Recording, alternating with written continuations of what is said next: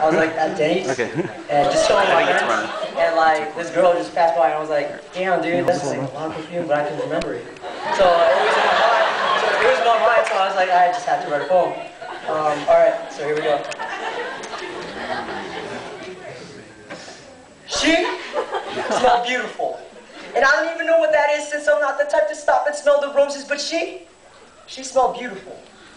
Something like a combination of potpourri, fresh raindrops, and some type of herbal essence shampoo that I haven't even heard of.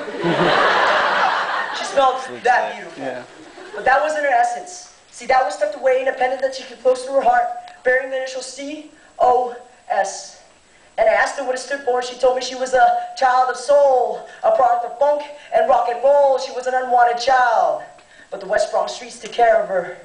At block parties, she'd cling to DJing arms and play sing-along with the MC. She'd even bust a little move with the breakers.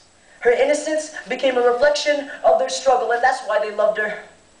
See, I asked her what she was doing now, but she preferred to stay in the past, saying that now she's battling tricks, pips, and johns for the rights to her own name. That's when she took out her pendant and opened it, showed me pictures of her 4 kids, all young, all innocent, all resembling elements of their mother. She pointed to them and said, you see, that's my legacy. All I really want right now is my name. And I told her I didn't catch it, so she pulled out a pen and wrote down her initials on a 4x4 piece of napkin paper and gave it to me. H.H. Thank you.